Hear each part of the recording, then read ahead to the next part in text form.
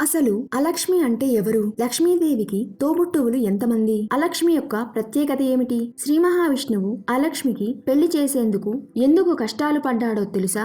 ఇవన్నీ తెలుసుకోవాలంటే ఈ వీడియోను చివరి వరకు తప్పకుండా చూసి నచ్చితే లైక్ చేసి మరిన్ని వీడియోల కోసం ఈ ఛానల్ ని సబ్స్క్రైబ్ చేసుకోవడం మర్చిపోవద్దు. అన్నట్లు నా పేరు ఝాన్సీ, మీ శ్రేయోభిలాషిని. ఇక కథలోకి వెళ్దాం. హిందువులు లక్ష్మీదేవిని ఎంతగా పూజిస్తారో అందరికీ తెలిసిందే.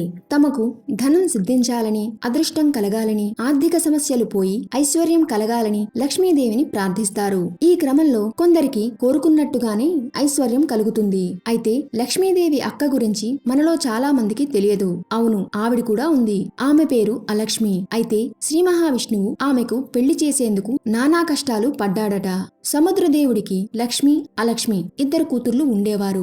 దేవతలు, రాక్షసులు ఆదిశేషువును తాడుగా చేసుకుని మంథన పర్వతాన్ని కవ్వంగా చేసుకుని క్షీరసాగరాన్ని మధించారు. అప్పుడు దాంట్లో నుంచి అనేక వస్తువులు మాత్రమే కాదు, వారిలో లక్ష్మీదేవి కూడా ఉంటుంది. దీంతో శ్రీ మహావిష్ణువు లక్ష్మీదేవిని వివాహం చేసుకోవడానికి ముందుకు వస్తాడు. అయితే లక్ష్మీదేవి అందుకు నిరాకరిస్తుంది. కారణం అడగ్గా తన కన్నా ముందు పెళ్లి కాని అక్క ఉందని, ఆమెకు పెళ్లి అయితేనే తాను పెళ్లి చేసుకుంటానని చెబుతుంది. దీంతో విష్ణువు లక్ష్మీదేవి అక్క అయిన అలక్ష్మికి పెళ్లి సంబంధాలు చూస్తాడు.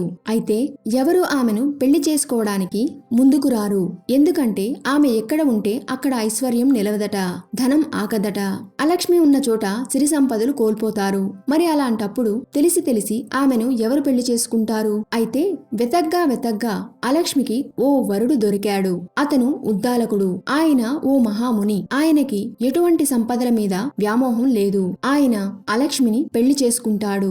దీంతో కథ సుఖాంతం అవుతుంది. ఆ తరువాత లక్ష్మీదేవి విష్ణువుని పరిణయమాడుతుంది. లక్ష్మిని వివాహం చేసుకున్నాక తర్వాత దేవతలందరికీ సిరి సంపదలు వస్తాయి. అయితే ఉద్దాలకుడితో వెళ్లిన అలక్ష్మి ఆయన ఇంట్లోకి వెళ్లకుండా గుమ్మం వద్దే ఆగుతుంది. ఉద్దాలకుడు ఎందుకని అడుగుతాడు. దానికి సమాధానంగా తాను శుభ్రంగా ఉన్న ఇంట్లో ఉండనని, మురికిగా అపరిశుభ్రంగా ఉన్న ఇంట్లోనే ఉంటానని, దుస్తులు కూడా అలాగే ఉండాలని చెబుతుంది. అంటే ఏ ఇంట్లో అయితే మురికిగా అశుభ్రంగా ఉంటుందో అక్కడ అలక్ష్మి ఉంటుందన్నమాట.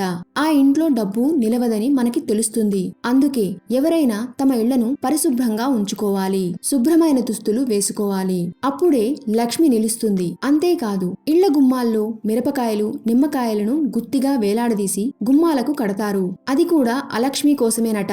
ఇంటి వద్దకు వచ్చిన అలక్ష్మికి ఆ ఆహారం అంటే ఇష్టమట. పుల్లగా, వగరుగా, కారంగా ఉండే ఆహారం అంటే ఆమె ఇష్టపడుతుందంట. అందుకే వాటిని గుమ్మాల వద్ద వేలాడదీస్తారు. ఒకవేళ అలక్ష్మి వస్తే వాటిని తినేసి ఇక ఆ ఇంట్లోకి వెళ్లకుండా బయటికి పోతుందని అందరూ నమ్ముతారు. అందుకే ఆ వస్తువులను చాలా మంది ఇళ్ల ముందు మాత్రమే కాదు, ఆఫీసులు, షాపుల్లోనూ వేలాడదీస్తారు. ఇక లక్ష్మీదేవిని పూజించేవారు తీసుకోవలసిన జాగ్రత్తల్లో ఇంకోటి ఉంది. అది ఏమిటంటే భక్తులు ఎప్పుడు తామర పువ్వులో కూర్చున్న లక్ష్మీదేవి విగ్రహాన్ని, ఫోటోనే పూజించాలి. దీంతోనే లక్ష్మి లభిస్తుంది, ఐశ్వర్యం కలుగుతుంది. అలా కాకుండా గుడ్లగూబ పక్కన ఉన్న లక్ష్మీ ఫోటో లేదా లక్ష్మీదేవి నిలబడి ఉన్న ఫోటోలను అస్సలు పూజించరాదు. అలా పూజిస్తే నష్టం కలుగుతుందట, ఆర్థిక సమస్యలు తలెత్తుతాయట.